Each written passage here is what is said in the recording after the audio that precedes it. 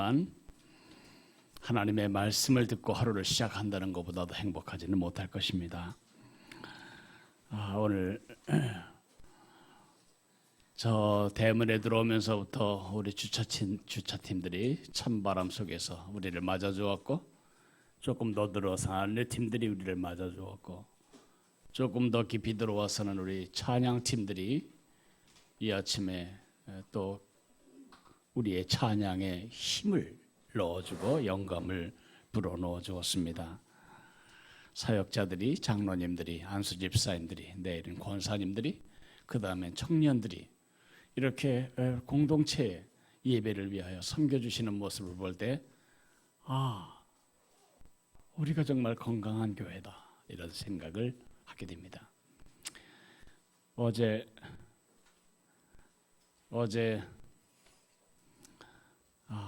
800년이 지난 프랑스 노트르담이 사원 노트르담 교회가 불이 났죠. 그래서 너무들 애석해하고 안타까워했는데, 어제 불타버린 그 인류의 문화재를 볼 때 저도 마음이 아픕니다. 그런데 어제 불탄 것은 교회가 아닙니다. 교인들이 예배하던 집이었습니다. 집이 탄 것에 대해서는 전 세계가 경악하면서 교회가 없어져 버리고 예배하는 사람이 없어져 버린 그 현실에 대해서는 아무도 가슴 아파하지 않는 것입니다. 교회가 무엇일까요? 교회는 건물이 아닙니다.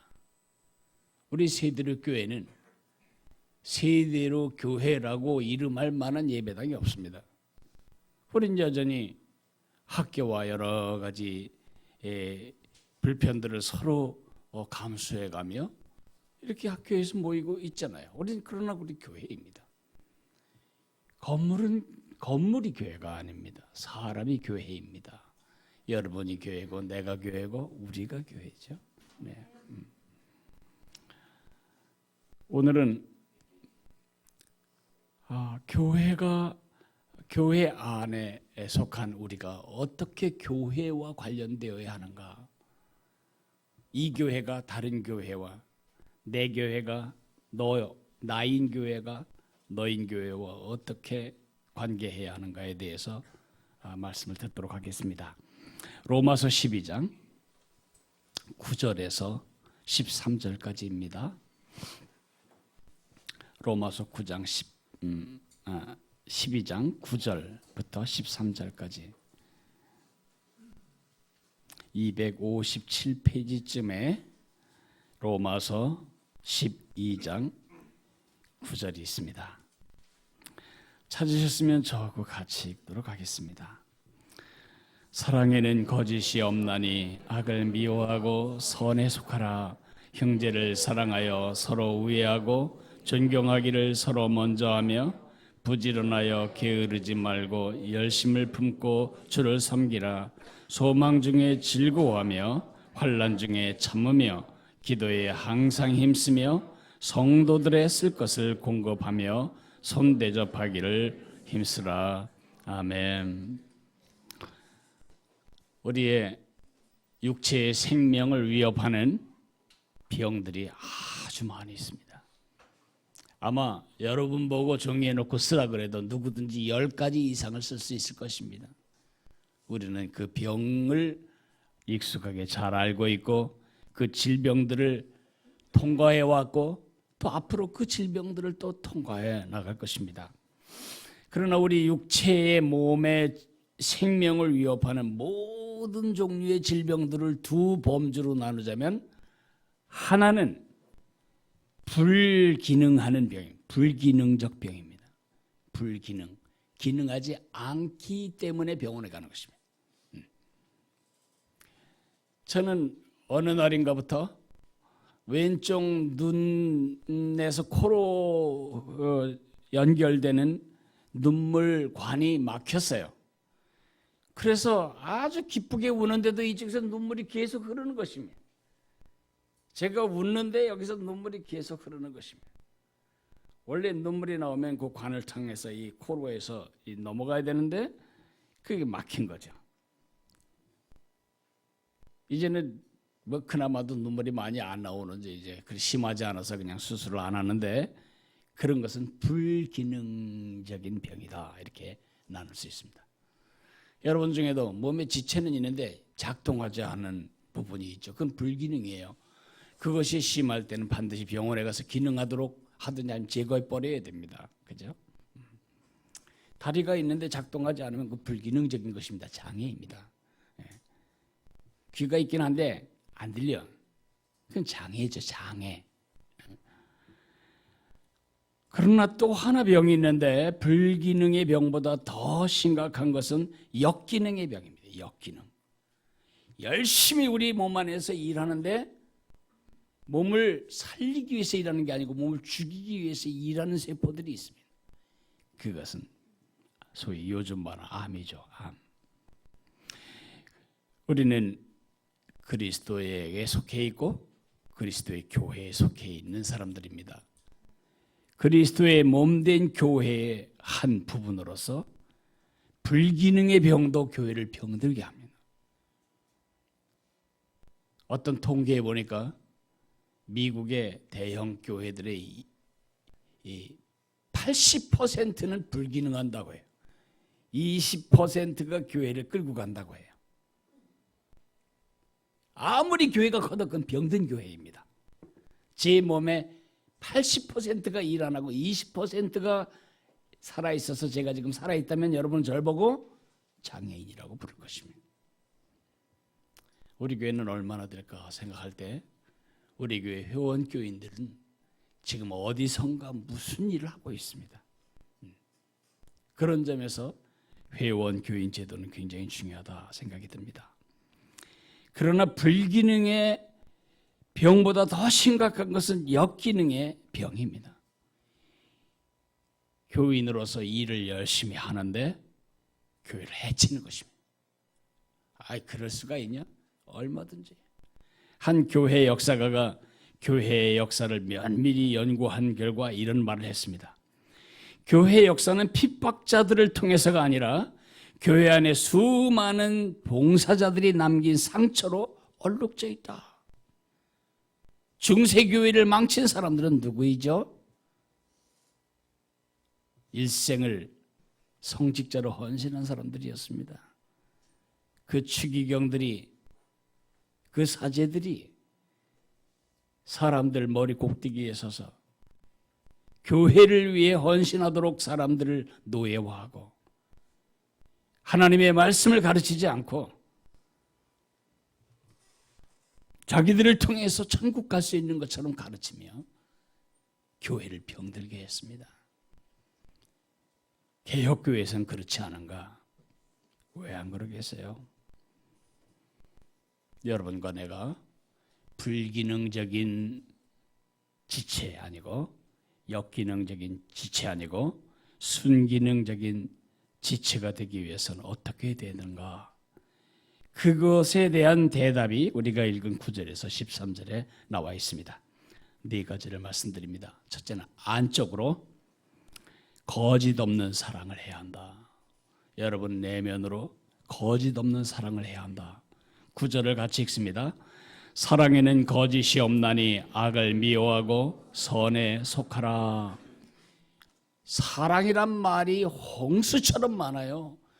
모든 노래가 사랑을 노래하는 것 같고 책도 얼마나 사랑이라 책이 많아요. 그러나 홍수에 목을 물었다고 이 땅에 있는 많은 사랑들은 참사랑이 아닙니다. 사람들은 참사랑에 목말라 하고 있습니다. 역기능적인 사랑, 나를 죽이고 남을 죽이는 역기능적인 사랑이 뭐냐? 가식적인 사랑입니다. 사랑의 실체가 없어요. 사랑의 모양은 있어요. 근데 사랑의 실체도 없고 사랑의 내용물이 없는 겁니다.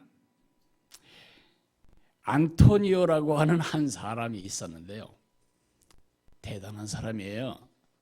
여러분 같으면 꿈도 못 꿀 사람이죠. 저도 그러지 못합니다.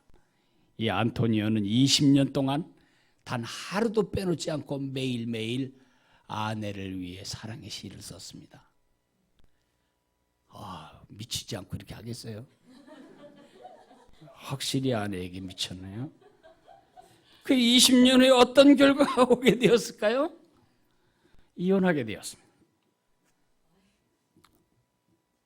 이혼 법정에서 그 사람이 이렇게 말했습니다. 내가 내 아내와의 사랑의 기쁨 때문에 시를 쓴 게 아니라 하도 억세고 하도 내주장질하고 하도 고집 센 아내를 달래주기 위하여 아첨 떨기 위해서 20년 동안 하루에 한 편씩 시를 썼다. 판사가 그 사랑은 모양의 무늬만의 사랑이었으므로 이혼해도 좋다. 이혼했어요. 얼마나 사랑의 모양새가 잘 갖춰졌냐, 그게 중요한 게 아니고 그 사랑의 실체가 있냐. 요한 1서 3장 18절에 이런 말씀이 있습니다. 자녀들아, 우리가 말과 혀로만 사랑하지 말고 행함과 진실함으로 하자. 조심해야 할 것은, 진짜 사랑한다면 형제가 잘못하는 죄에 대해서 눈물이 쏟아지도록 야단쳐야 되는데 우리는 그렇게 하지 않습니다. 우리는 악을 눈감아주고 그 사람에게 가슴 아픈 말을 안 해주고 괜히 관계에 서먹할 얘기를 안 해주는 것이 사랑이라고 생각하는데 그게 바로 거짓의 사랑입니다. 여러분 같으면 여러분의 자녀가 지금 악한 짓을 하고 살아가는데 가만 두시겠어요? 마음 아플까 봐? 우린 그렇지 않죠. 사랑으로 직면해야 돼요. 안쪽으로는 거짓 없는 사랑. 이게 이제 거품이 생기기 시작하면 실체 없는 사랑으로 교회가 병들기 시작합니다. 역기능적인 사랑. 두 번째, 옆적으로 형제의식을 가져야 합니다. 형제의식. 옆적으로 10절을 보십시오. 시작. 형제를 사랑하여 서로 우애하고 존경하기를 서로 먼저 하며. 형제를 사랑하여 그랬지 교인을 사랑하여 그러지 않았습니다. 교회 일을 사랑하여가 아닙니다. 형제를 사랑하여. 형제 사랑에 대해서 제가 말을 하기가 좋은 위치입니다. 제게는 9명의 형제가 있습니다. 3명의 딸과 6명의 아들을 놓고 가신 우리 아버지 덕분에 중간에 끼인 7번째인 적은 형들이 많고 누이들도 많고 동생들도 제 밑에 둘이나 있습니다. 어렸을 때는 그것이 너무 창피했어요. 형제가 어떻게 되냐 그러면 한 6쯤 됩니다. 그러면 얼마나 좋겠어요. 얼마나 좋겠어요. 6쯤 된다 그러면 얼마나 좋겠어요. 9이라고 말하면 다들 그 당시에도 그랬어요. 그 당시에도. 그래서 나는 결심했어요. 내가 장가들면 절대 애만이 안 낳겠다. 그래서 둘만 낳겠다. 아주 결심을 굳게 했고 그 결심대로 저는 성공했습니다. 근데 문제는 이 잘못된 본 때문에 우리 자식들이 둘씩밖에 안 낳는 거예요. 이게 문제예요 지금.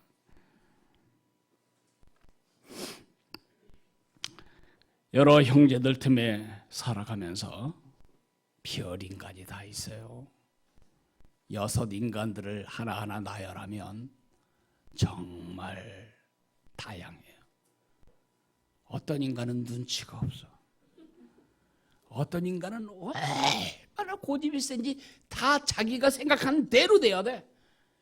가정의 모든 일은 자기가 중심으로 하면 그건 다 좋은 일이에요. 그의 말대로 해가지고 상당한 피해가 왔음에도 불구하고 자기가 한 일은 항상 정당해. 어떤 사람은 항상 피해, 소극적이에요. 이런 다양한 인종 속에서 제가 살았습니다.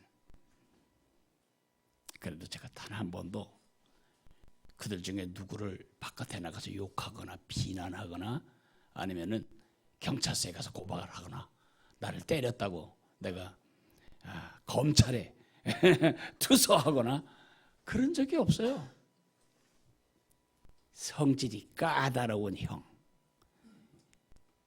고집센 형 뒤에 꼭 뭐가 붙냐면 형이 붙어요. 근데 거기 놈자가 붙으면 심각해져요. 고집센 놈. 그러면 그건 용서가 안 돼요. 형이 붙으면 다 용서가 되는 거예요. 그게 가정이에요.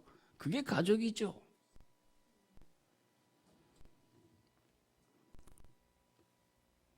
우리 형이 시인인데 그가 좋은 시를 쓰면 내가 쓴 좋은 시보다 훨씬 그 시가 감동되고 아름다워요. 우리 형이 사업에 성공할 때 꼭 제가 돈을 많이 번 것처럼 기뻐해요. 우리 여동생이 콩쿠르에서 1등할 때, 대형 콩쿠르 아니고 학교에서 1등할 때, 그때 나는 얼마나 자랑스러운지 몰라요. 내가 제 오빠라고 생색내고 다니죠.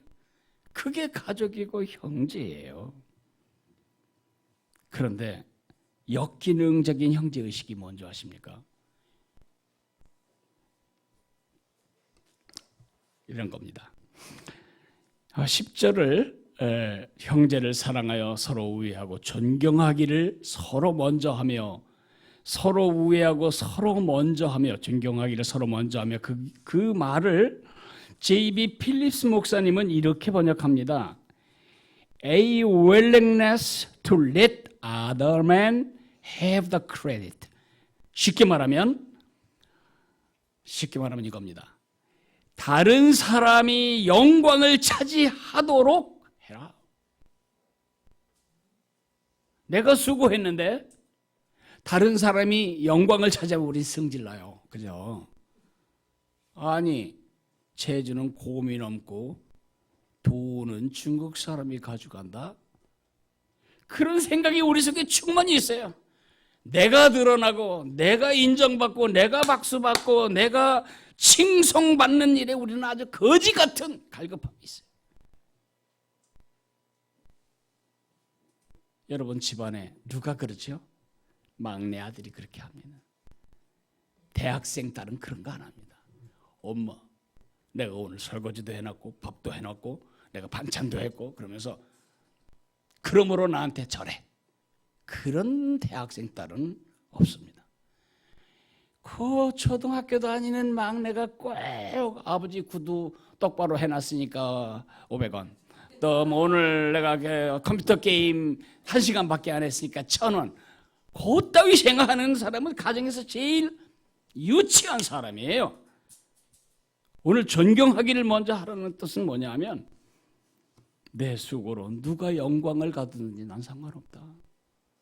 나는 우리 가정을 위해서 일했고 그것 때문에 누가 칭찬을 받아도 누가 영광을 받아도 괜찮아. 교회에서 제일 유치한 말은 뭐냐면 누가 알아줘. 내가 오늘 새벽에 여기 나와서 찬양 인도하고 섬기기 위한 거 누가 알아줘. 양 목사가 알겠어, 뭐 교회가 알겠어, 당회가 알고 뭐 표창장을 주겠어. 그렇게 생각한다면 아무도 섬길 수 없어요.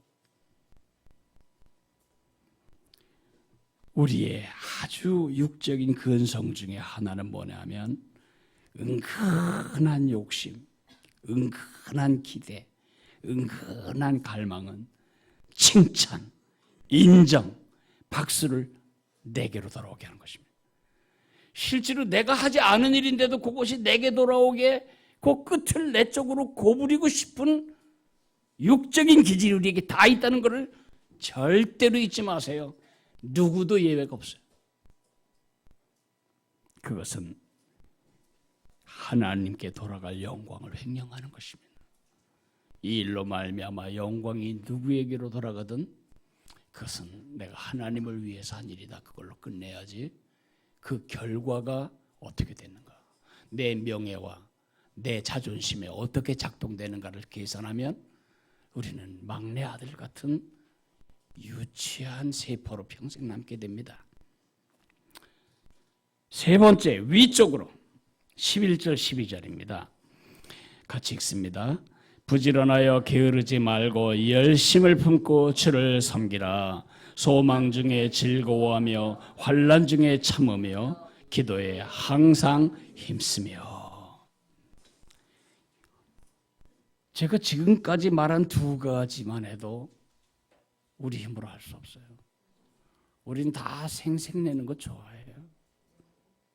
우리 모두가 다 인정받는 거 좋아하고 은근히 원해요. 그걸 어떻게 안 할 수 있냐고요? 하나, 위적으로 아버지를 뜨겁게 사랑할 때만, 아버지 사랑할 때만. 히브리어의 어법에 최상급이란 게 없어요. 히브리어는요, 반복을 몇 번 하느냐로 최상급이 결정돼요. 찬송하고 찬송할지어다 무슨 뜻이에요? 찬송해라 그런 뜻이에요. 감사하고 감사하나이다 같은 말 두 번이 아니고 강조하는 것입니다. 오늘 여기에 부지런하여 게으르지 말고, 뭐 부지런하라는 말이나 게으르지 말라는 말이나 같은 말 아닌가요? 열심을 내라는 말이 같은 말이죠. 세 번이나 반복된 것은 무슨 뜻이냐 하면 하나님을 뜨겁게 사랑해라. 아내를 사랑하면 저같이 말뚝도 예쁘다고 그래요. 말뚝도. 아버지 하나님을 사랑하면 그 아버지에게 속한 아버지의 가정, 그리스도를 사랑하면 그리스도의 몸에 속한 모든 것도, 모든 사람도 다 사랑스러운 것입니다. 아버지를 사랑한다. 제가 초등학교 저학년 때 야산에다가 과수원을 일구었습니다. 그런데 참 희한한 거는 왜 나만 동원했는지 몰라요. 그 많은 형제들인데 왜 나만 그 일을 시키는지 몰라. 우리 형이 꼭 그거 추워 죽겠는데 그 전지를 해야 되거든요. 과일 나면 가지 쳐줘야 돼요. 왜 나만 데려가는지 몰라요. 내가 말을 잘 들어서 그런 것 같아요. 그래서 저는 톡 가져와 그럼 톡 갖다 드리고, 가위 가져와 가위 갖다 드리고, 주워 그럼 다 주고, 그야말로 군대 말로 아주 딱 걸린 사람이죠. 딱거리가 돼가지고 그걸 다 했는데,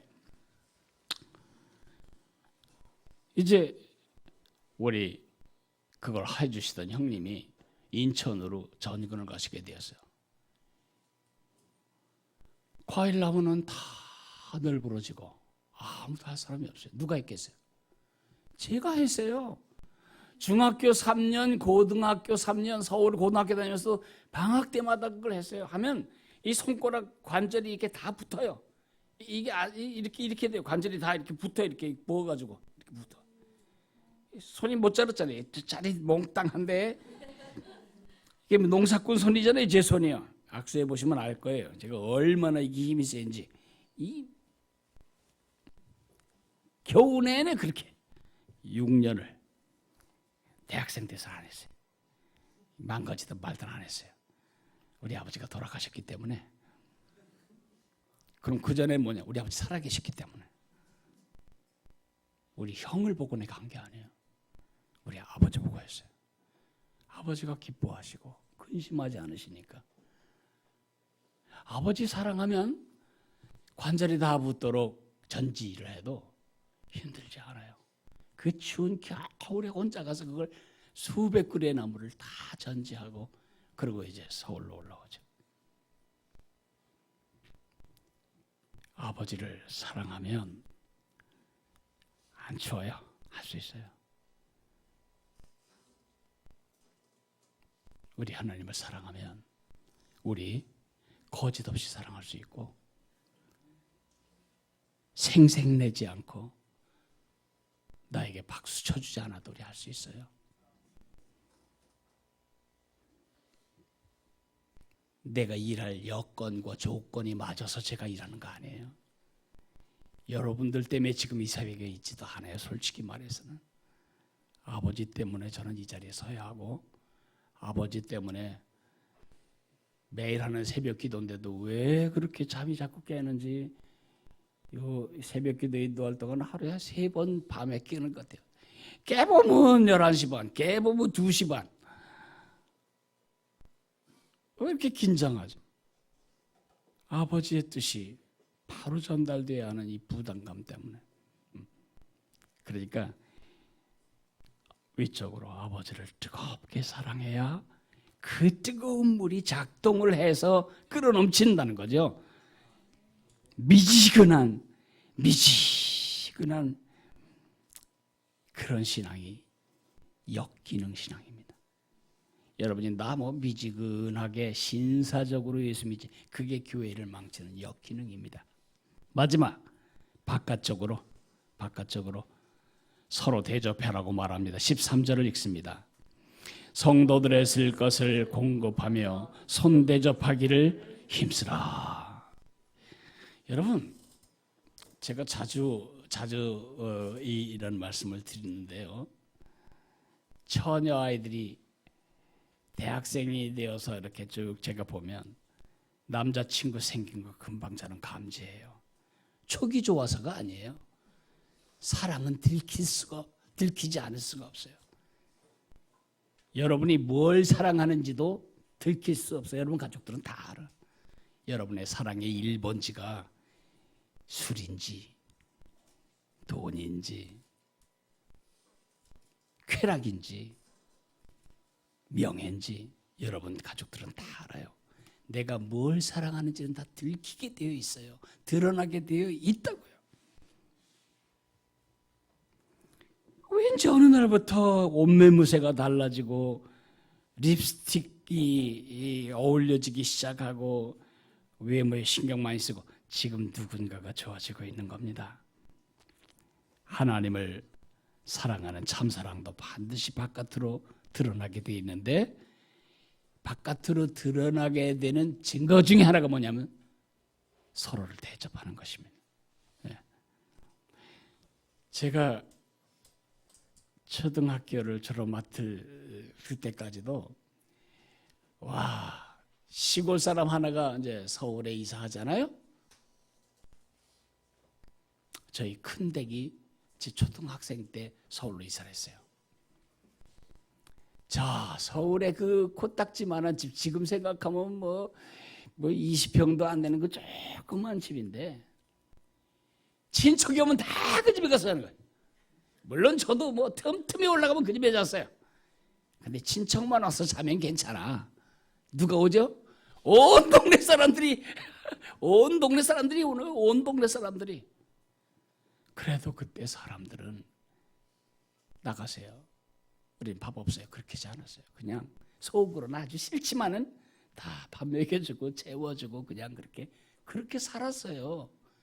그러던 문화가 아파트 문화로 바뀌면서 다 문 닫고 나면 다 남이에요. 다 남.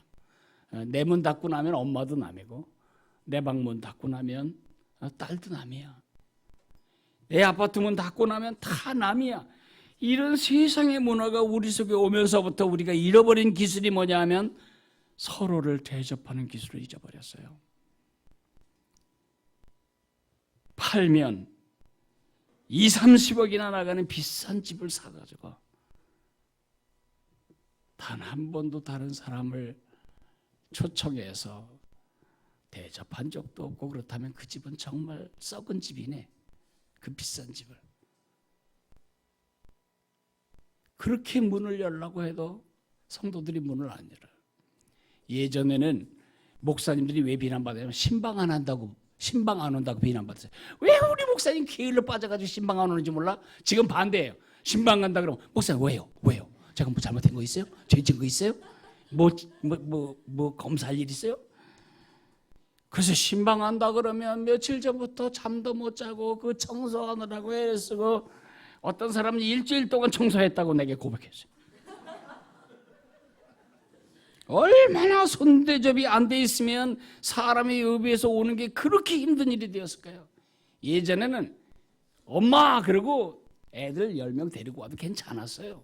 지금 엄마의 사전 허락, 그것도 일주일 전에 서면으로 된 정확한 견적과 계획이 없이 애들이 왔다가는 그날 저녁에 바가지로 욕먹죠. 오픈하세요. 서로 대접하세요. 우리 그때보다 훨씬 더 잘 살아요. 짜장면 한 그릇이 뭐 그렇게 대수라고. 짜장면 한 그릇까지 잡수세요. 이렇게 서로 대접할 때 그것이 바로 아버지에 대한 사랑이죠. 우리 집에 형이 오면 난 절대 그냥 보내지 않아요. 우리 형이 잠실 근처에 오면 나 우리 집에 오게 해요. 그래서 같이 밥 먹고 차 마시고 그거 좋잖아요. 네. 주님이 말씀하셨어요. 냉수 한 컵이라도 내 이름으로 형제를 대접하면 상을 잃지 않겠다고. 우리에게 점점 상이 없어지는 이유는 대접을 접었기 때문입니다. 자, 교회는 우리의 가치입니다. 이 가치, 내가 교회를 소중히 여기고 주님을 소중히 여길 때 나 자신의 가치를 소중히 여기는 일이 됩니다. 하나님을 아버지로 예수님을 큰 형님으로 모신 그런 우리 가족 공동체로서 안쪽으로는 거짓이 없는 사랑, 옆쪽으로는 형제의식을 가지고 위쪽으로는 아버지를 사랑하고 바깥쪽으로는 서로를 대접하는 그런 하늘 가족의 삶을 살아가시기를 주의 이름으로 축복합니다. 우리 이 시간에 잠깐 기도하는 시간을 갖겠습니다. 주님을 사랑하는 사랑이 교회를 사랑하는 사랑으로 표현되게 해달라고 같이 기도하겠습니다.